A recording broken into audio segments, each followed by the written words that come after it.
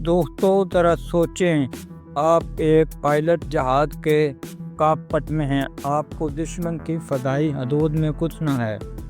اوپر نیلا آسمان، نیچے تبت زمین اور چاروں طرف دشمن کے ریڈار آپ کو ڈھونڈ رہے ہیں۔ سوال یہ ہے کہ اگر آپ دشمن کی آنکھوں اور ریڈار سے غائب ہو جائیں تو کیا ہوگا؟ جی ہاں، آپ بغیر پکڑے حملہ بھی کر سکتے ہیں اور زندہ و سلامت واپس بھی آ سکتے ہیں۔ یہی راز ہے کیموفلاج اور سٹیلتھ ٹیکنالوجی کا۔ آج کی ویڈیو میں ہم دیکھیں گے کہ کیموفلاج کی تاریخ کہاں سے شروع ہوئی، یہ کیسے ترقی کرتے کرتے جدید سٹیلتھ جیٹ تک پہنچی، آج کے دور میں کتنی مؤثر ہے اور مستقبل میں یہ کہاں جائے گی۔ پہلی جنگ عظیم میں طیارے بالکل مختلف تھے۔ شروع میں تو ان پر روشن رنگ لگائے جاتے تاکہ دوست اور دشمن میں فرق رہے، لیکن جلدی ساتھ ہوا کہ چمکدار رنگ دشمن کے لیے نشانہ بنانا آسان بنا دیتے ہیں۔ 1916 میں فرانسیسی نیو پورٹ فائٹر پر لائٹ بلیو گری رنگ کیا گیا تاکہ آسمان میں کھل جائیں۔ جرمنوں نے ایک اور تجربہ کیا، شفاف کوٹنگ۔ سوچ یہ تھی کہ جہاز آسمان میں نظر ہی نہ آئے، لیکن سورج کی روشنی پڑتی تو وہاں ایسے چمکتا جیسے شیشہ۔ نتیجہ ناکامی۔ دوسری جنگ عظیم میں معاملہ اور دلچسپ ہوا۔ برٹش نے اپنے سپٹ فائٹرز اور بمبار پر گرین اور براؤن کا امتزاج استعمال کیا، جسے سینڈ اینڈ پینٹ کہا جاتا ہے۔ جرمن لوفٹوافے نے مختلف مادوں کے لیے الگ رنگ اپنائے۔ یورپ میں گرین پیٹرنز، میڈیٹرینز، سینڈ یلو۔ اس دور میں مقصد صرف ایک تھا، پائلٹ کی آنکھوں سے بچنا، کیونکہ ریڈار ابھی ابتدائی دور میں تھا۔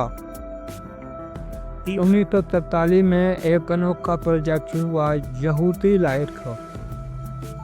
طیارے پر لائٹ لگائی گئیں تاکہ وہ آسمان کی چمک میں کھل جائیں۔ یہ طریقہ بصری لحاظ سے لیکن ریڈار کی ترقی کے سامنے ناکام ہو گیا۔ کولڈ وار میں جب نیوکلیئر خطرہ بڑھا تو برٹش ابھی بمبر کو سفید رنگ میں پینٹ کیا گیا تاکہ نیوکلیئر فلیش سے محفوظ رہیں، لیکن کم اونچائی پر یہ رنگ بالکل بیکار تھا۔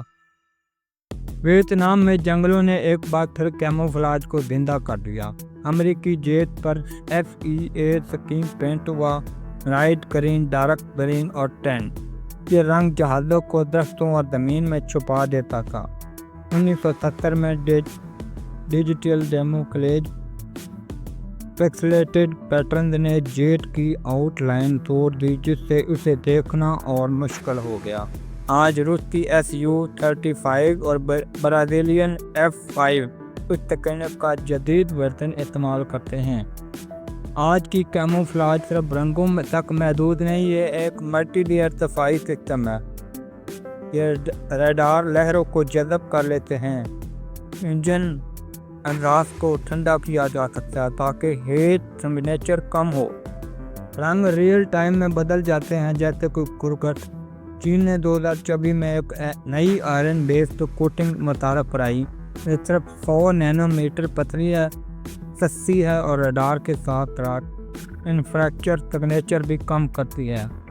F-117 نائٹ ہاک کی پیرامڈ شکل ریڈار لہروں کو بکھیر دیتی ہے۔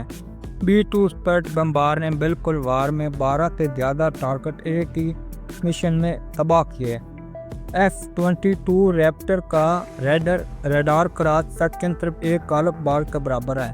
یہ سب بتاتا ہے کہ سٹیلتھ صرف نظریہ نہیں بلکہ جنگی حقیقت ہے، لیکن سچ یہ ہے کہ سٹیلتھ ناقابل یقین نہیں۔ ہائی فریکوینسی ریڈارز اور سیٹلائٹ بیس ٹیکنالوجی اب سٹیلتھ جیٹ کو بھی ڈھونڈ سکتی ہے۔ پھر سب سے بڑا مسئلہ لاگت ہے۔ ایک F-22 کی قیمت $150 ملین اور صرف 187 بنے۔